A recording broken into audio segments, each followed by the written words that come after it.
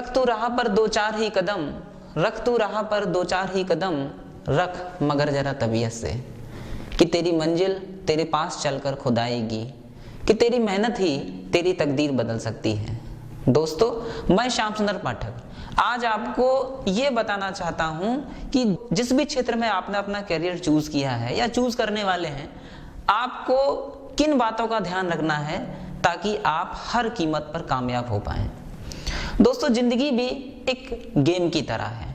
Israel मोर आइवरो अपनी एक book shaping the dreams में कहते हैं कि every game has rules, life is also a game that has its respective rules, obey the rules. अर्थात जीवन भी एक खेल की तरह है। जैसे खेल में नियम होते हैं, ऐसे जिंदगी के भी कुछ नियम होते हैं, और यदि आप उन नियमों का पालन करेंगे तो निश्चित रूप से कामयाब होंगे, और यदि उन रूल्स को डिसोबे करेंगे तो आपको उसके बदले पनिशमेंट भी मिलेगी, अर्थात सजा भी मिलेगी। दोस्तों, सबसे पहला रूल वो है एक डेफिनेट गोल, एक क्लियर कट गोल।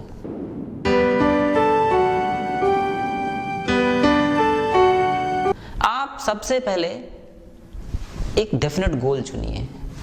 गोल आपका एकदम क्रिस्टल क्लियर होना चाहिए, एकदम टारगेट आपका एकदम क्रिस्टल क्लियर होना चाहिए कि मुझे क्या करना है और क्यों करना है।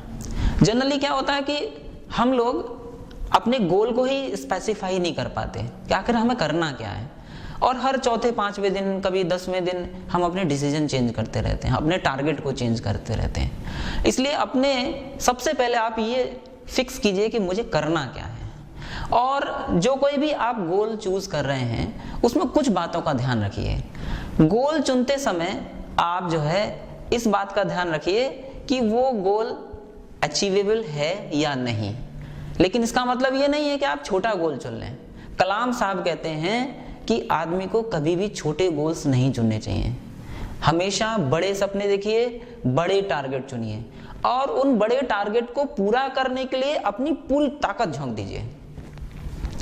स्वामी विवेकानंद भी कहते हैं कि take up one idea, make that idea your life, think of it, dream of it, live on that idea, let the brain, muscles, nerves and every part of the body be full of that idea. That is the way to success. अपने पूरे तन बदन में, पूरे मस्तिष्क में, स्नायु तंत्रों में आप अपने उस विचार को कि मुझे ये करके दिखाना है, ये बन के दिखाना है, उसे पूरी तरह से भर लीजिए। आपको सोते, उठते, बैठते, जागते, खाते, पीते हर समय ये ध्यान रहना चाहिए कि आखिर मुझे करना क्या है। उसके बाद दूसरा इंपॉर्टेंट रूल है क्विक एंड फर्म डिसीजन।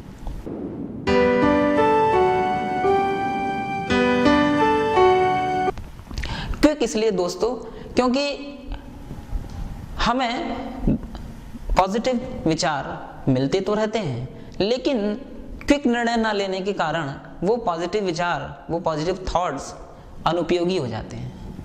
इसलिए जब भी आपको कोई व्यक्ति मोटिवेट करे, जब भी कोई व्यक्ति आपको ऐसा मिले कि आपको कैरियर में आगे बढ़ने के लिए आपको जगाए, आपको उत्साहित करे, तो आप समझ लीजिए कि अब आपका सबसे अच्छा समय चल रहा है, और जो कोई भी आपको डिसीजन लेना है वो क्विक लेना है। एक बहुत छोटी सी कहानी मुझे यहाँ पर याद आती है कि एक पेड़ पर बंदर बदरिया बैठे थे और प्रलय आई। प्रलय का पानी बोला कि भाई मुझ में कूद पड़ो, और जो कोई भी कूदेगा वो सोने का हो जाएगा, लेकिन एक शर्त है कि तुरंत कूदना, सोचने का टाइम नहीं है। तो बंदरिया झट से कूद गई, और जैसे ही पानी में कूदी और पानी में से बाहर निकल के डाल पर बैठी सोने की हो गई। बंदर को बड़ा आश्चर्य हुआ। बंदर बोला, अरे यार ये तो कमाल हो गया। बंदरिया बोली कि भाई बंदर तू क्यों नहीं कूदा?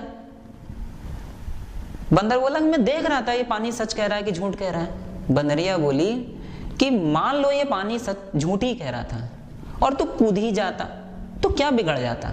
तो ये तो है नहीं कि कुछ और बन जाता। अरे बंदर था, एटलीस्ट बंदर तो रहता ही ना, क्या पता मेरी तरह सोने का हो जाता। ठीक यही बात दोस्तों डिसीजन में भी काम आती है। जो कोई भी डिसीजन लेना है तुरंत ले डालिए। मैंने बहुत सारे लोग देखे हैं जो जैसे सिविल सर्विस में भी मैंने काफ़ी लोग ऐसे देखे हैं जो 2-3 साल एक ही सब्जेक्ट को लेकर मेंस देते रहते हैं, एग्जाम देते रहते हैं, बाद में जाकर असफल होते हैं और फिर सब्जेक्ट चेंज कर लेते हैं और लगातार कई सालों तक सब्जेक्ट चेंज करते करते अल्टीमेटली दे बिकम अनसक्सेसफुल। मैं केवल सिविल सर्विस के लिए नहीं कह रहा हूँ, मैं हर कैरियर के लिए कह रहा हूँ। अपने कैरियर को चुनने से पहले खूब ठोक बजा के सोच लीजिए और डिसीजन को उसी के आधार पर चेंज भी कर लीजिए। लेकिन एक बार जब आप किसी फाइनल डिसीजन तक पहुंच जाएं, फाइनल डिसीजन तक, तो आप उस पर फर्म रहिए, डिटरमाइन रहिए, एकदम दृढ़ रहिए कि हाँ अब मैंने ये चुन लिया, अब मुझे इससे पीछे नहीं हटना है। और एक और बात, डिसीजन लेने के बाद एस्केप मत करिए, वापस मत लौटिए। ज्यादातर लोग क्या होता है कि वो गोल तो चुन लेते हैं, निर्णय भी ले लेते हैं कि मुझे यही करना है, लेकिन कुछ दिनों बाद एस्केप कर जाते हैं। नहीं, एस्केपिंग टेंडेंसी को एकदम हटा दीजिए। मुझे एस्केपिंग टेंडेंसी सबसे खतरनाक लगती है। अब आता है तीसरा इंपॉर्टेंट रूल, वो है प्रॉपर यूटिलाइजेशन ऑफ टाइम, समय का सदुपयोग।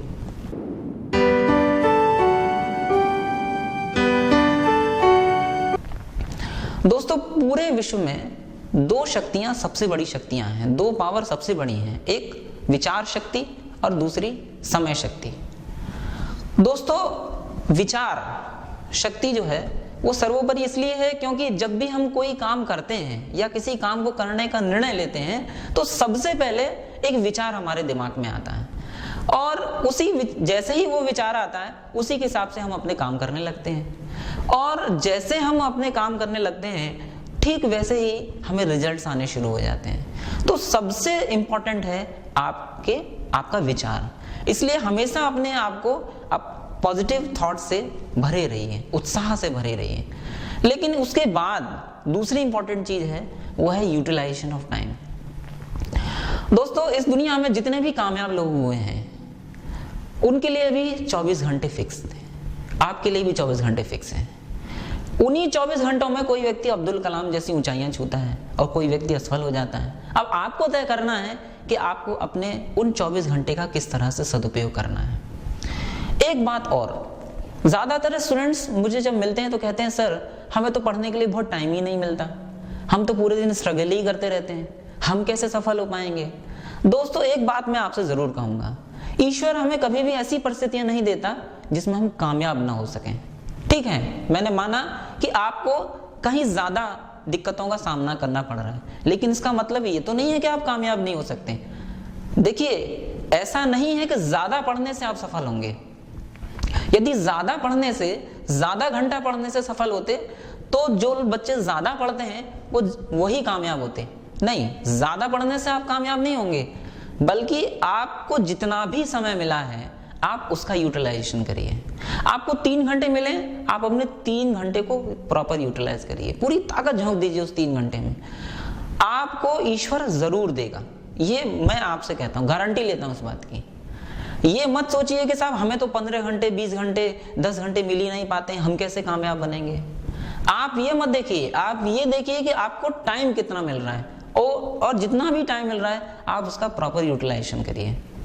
ज्यादातर लोग जो नाकामयाब होते हैं वो केवल और केवल टाइम के प्रॉपर यूटिलाइजेशन ना होने की वजह से होते हैं। किसी कवि ने टाइम के लिए बहुत अच्छी बात कही है कि सुनकर देखो कभी परवाह सुनाई देगी, सुनकर देखो कभी परवाह सुनाई देगी, वक्त वो परिंदा है जो कभी लौट कर नहीं आता। दोस्तों, टाइम एक ऐसी चीज है जो यदि एक बार चला गया तो फिर वापस नहीं आएगा। और एक बात मैं आपसे कहूंगा कि जो कोई भी टाइम इस समय आपके हाथ में है वही सबसे बेस्ट टाइम है। दोस्तों, सच तो यह है कि हम अच्छे समय का इंतजार करते रहते हैं, जबकि समय कहता है कि जो इस समय है आपके हाथ में वही सबसे बेस्ट टाइम है। इसलिए समय की प्रतीक्षा मत करिए, शुरू हो जाइए, जो कुछ भी करिए तुरंत कर डालिए। सबसे बैड हैबिट में से एक होती है वो है कल पर टालने की प्रवृत्ति, कि यार आज चलो जैसा भी है कल से शुरू करेंगे। मैं कहता हूं कोई भी काम करना है उसे तुरंत करने की आदत डालिए, क्योंकि यदि एक बार समय चला गया आपके हाथ से तो लाख कोशिश करने के बाद भी वो समय, वो स्वर्णिम समय आपके हाथ वापस नहीं आएगा। दोस्तों, अवसर को पहचानिए, आइडेंटिफाई द अपॉर्चुनिटीज।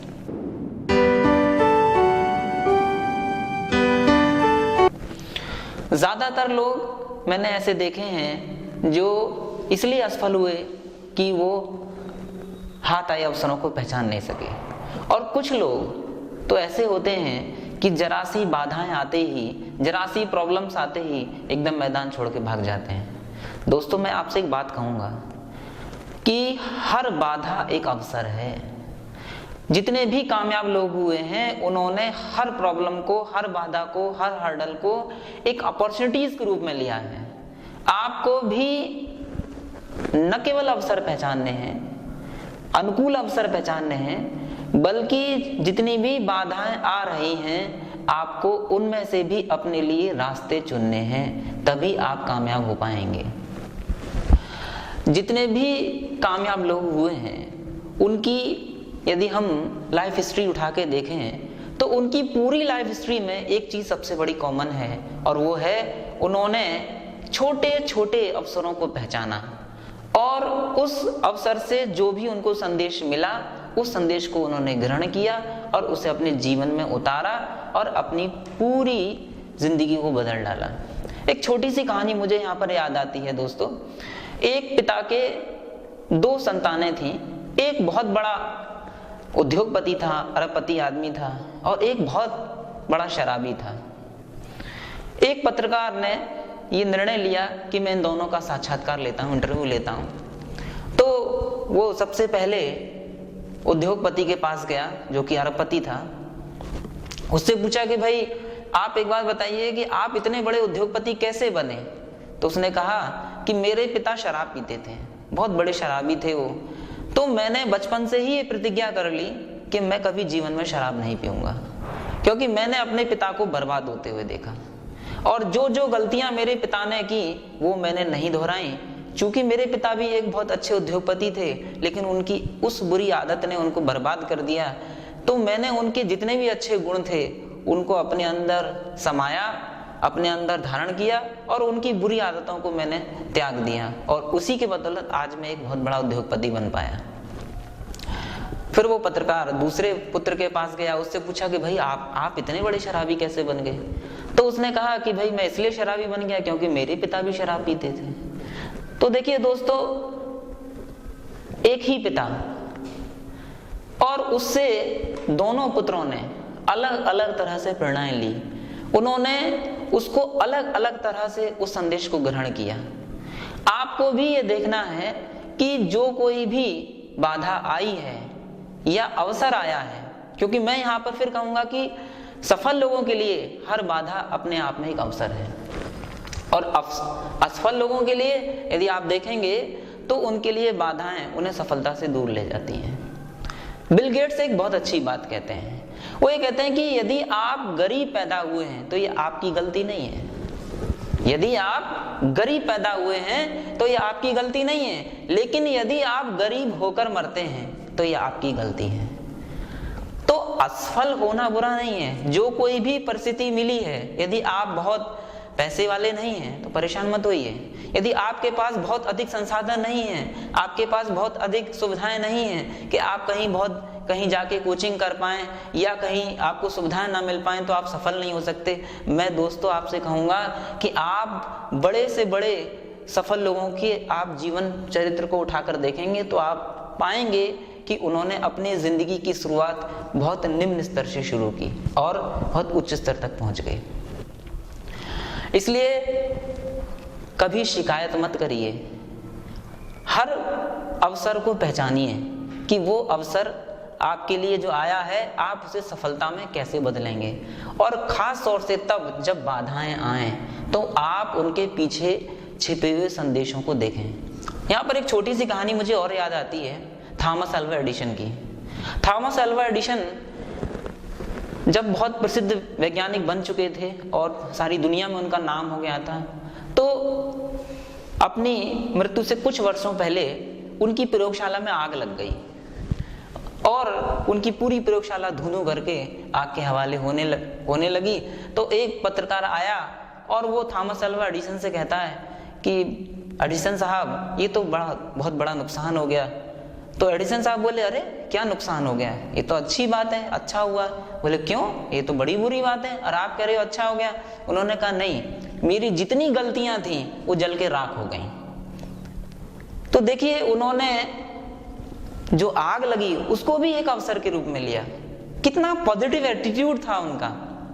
और ऐसे ही पॉजिटिव एटीट्यूड वाले लोग ही कामयाब बना करते हैं। इसलिए दोस्तों ये देखिए, नित्य प्रति आपके साथ जो घट रहा है उसमें प्रत्येक क्षण कुछ ना कुछ संदेश आपके लिए छिपा है। उस संदेश को पहचानिए, उस अवसर को पहचानिए, गारंटी है कि आप सफल बनेंगे। पांचवी सबसे इंपॉर्टेंट चीज है वो है बेस्ट स्ट्रेटेजी।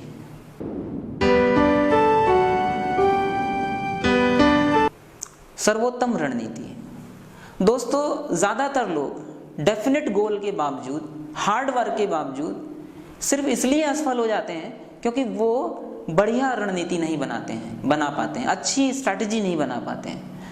क्योंकि आपने गोल तो चुन लिया, आपने ये भी ठान लिया कि चाहे कुछ भी हो जाए मैं पूरी ताकत झोंक दूंगा, लेकिन क्या आपने उस गोल को अचीव करने के लिए कोई स्ट्रैटेजी बनाई? और एक बात ध्यान से समझ लीजिए, स्ट्रैटेजी कैसे बनानी चाहिए इसके बारे में एक बड़ी सुंदर बात शास्त्रों में कही गई है। महाजनों येन गता सपन था, जिस रास्ते पर महापुरुष होकर जाते हों वही रास्ता हमेशा अपनाना चाहिए। अर्थात आपको स्ट्रेटजी कैसे बनानी है, पहले कामयाब लोगों से मिलिए, सफल लोगों से मिलिए, उनसे पूछिए कि आप कैसे कामयाब हुए, आपने कौन सी मिस्टेक की जिसकी वजह से आपको टाइम लगा। तो आप अपने से सफल लोगों के, सीनियर लोगों से मिलिए, उनके अनुभव पूछिए और उनके अनुभवों के आधार पर, उनकी सफलता असफलता के आधार पर आप स्ट्रेटजी बनाइए। तब आप एक बेहतर स्ट्रेटजी बना पाएंगे। यदि आपने अपने हिसाब से कोई स्ट्रेटजी बनाने की कोशिश की तो संभव है कि आपकी स्ट्रेटजी में फॉल्ट हो। इसलिए जंगल में घुसने से बेहतर है कि आप पहले जो व्यक्ति उस जंगल को पार कर चुका है उससे पूछ लीजिए कि भाई इस जंगल में कहाँ कहाँ कैसे कैसे घुसना है। ऐसे ही जो कोई भी आपने लक्ष्य चुना है, आप पहले ऐसे व्यक्तियों से मिलिए। यदि आप चार्टर्ड अकाउंटेंट बनना चाहते हैं तो आप किसी चार्टर्ड से पूछिए कि भाई चार्टर्ड कैसे बना जाता है। आप आईएएस पीसीएस बनना चाहते हैं तो किसी आईएएस पीसीएस से पूछिए कि कैसे बना जाता है आईएएस पीसीएस। तब वो आपको बताएंगे कि आईएएस पीसीएस बनने के लिए ये एक बेहतर रणनीति है। हम लोग जनरली क्या करते हैं कि हम ऐसे व्यक्तियों से सलाह लेते हैं जो उस फील्ड में ही नहीं होते हैं। जैसे हमें एमबीबीएस डॉक्टर बनना है तो हम किसी ऐसे व्यक्ति से सलाह लेंगे जो डॉक्टर ही नहीं है। और यदि आप किसी ऐसे व्यक्ति से सलाह लेंगे जो उस फील्ड में नहीं है तो संभव है कि आपको कोई ऐसी सलाह दे दे जो एप्रोप्रिएट ही ना हो, और हो सकता है कि वो आपके मन में कोई भ्रम पैदा कर दे, उस कंपटीशन के लिए आपको कोई हवा बना दे उस कंपटीशन को। इसलिए दोस्तों यदि आप स्ट्रेटजी अपने कैरियर को लेकर बनाना चाहते हैं तो आप कामयाब लोगों से मिलिए और उन कामयाब लोगों के आधार पर आप अपनी स्ट्रेटजी सेट करिए और बस चल पड़िए। किसी ने कहा भी है कि well begin is half done. यदि आपने शुरुआत बहुत अच्छी की है तो समझ लीजिए कि आपका आधा काम तो हो गया। और शुरुआत अच्छी होगी अच्छी रणनीति से, अच्छी स्ट्रेटजी से। छठी इंपॉर्टेंट बात जो मैं आपसे कहूंगा वो है respect your teachers and elders.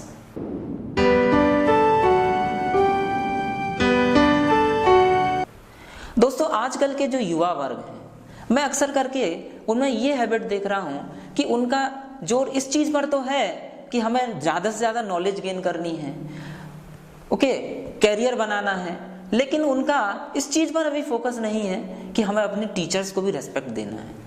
मैं देख रहा हूं कि टीचर्स के प्रति रेस्पेक्ट, अपने एल्डर्स के प्रति रेस्पेक्ट हमारा घटता जा रहा है। दोस्तों कहीं ना कहीं जब हम अपने टीचर्स का, अपने बड़ों का आदर करते हैं तो हम उनका आदर ही नहीं करते हैं बल्कि हम अपने आगे बढ़ने की संभावनाएं बढ़ा देते हैं। भगवत गीता में भगवान श्री कृष्ण ने अर्जुन से एक बड़ी सुंदर बात कही है। अर्जुन इस ओहापोह में था कि मैं युद्ध करूं या नहीं करूं।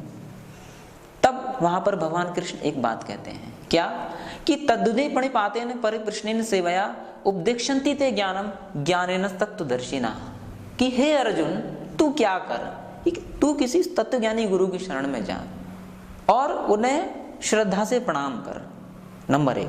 नंबर 2, उनसे प्रश्न कर और फिर सेवा कर। जब तू ये तीनों काम करेगा तो वो कृपा करके तुझे वो ज्ञान प्रदान करेंगे। दोस्तों यहाँ पर इन तीनों पॉइंट्स पर जरा मैं फोकस करूंगा। गुरु के पास जाने का क्या फायदा है? सबसे पहली बात, जब भी आप किसी के पास कुछ सीखने जाइए, सबसे पहले श्रद्धा से सीखने के लिए जाइए। गीता में भी कहा है श्रद्धावान लभते ज्ञानम, केवल श्रद्धावान को ज्ञान प्राप्त होता है। इसलिए जिसके पास भी जाइए सीखने के लिए पूरी श्रद्धा से जाइए। ओके, आपके मन में जिनके पास आपको जाना है उनके लिए रेस्पेक्ट होना चाहिए, अपने गोल के लिए भी रेस्पेक्ट होना चाहिए आपके मन में। उसके बाद दूसरा बड़ा इंपॉर्टेंट पॉइंट है, वो है प्रश्न कर। दोस्तों एक चीज मैं आपसे जरूर कहूंगा, यहाँ जितने भी लोग हैं, कि प्रश्न करने की हैबिट को आप शुमार कर लीजिए अपने आप में।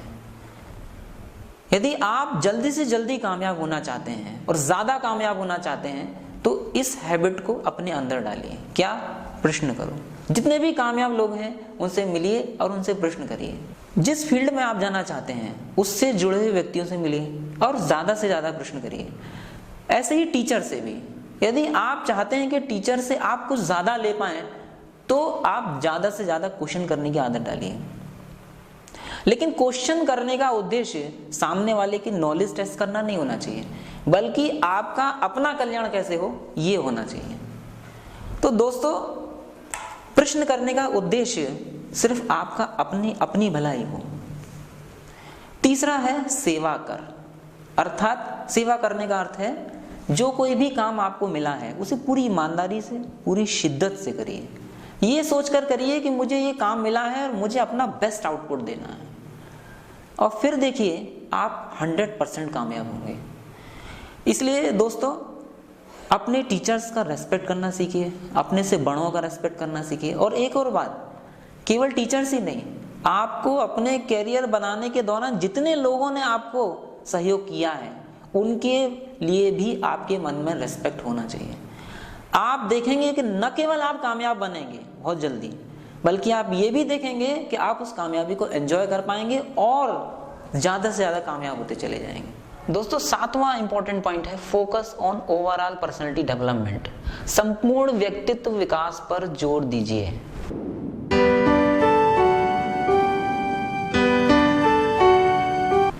ज्यादातर बच्चे अपने कैरियर बनाने के दौरान पूरा जोर पढ़ाई पर लगा देते हैं। ठीक है, बहुत इंपॉर्टेंट है ज्यादा पढ़ना, लेकिन आपको यह भी ध्यान रखना है कि आपकी पर्सनैलिटी में सारे पॉइंट्स आने चाहिए।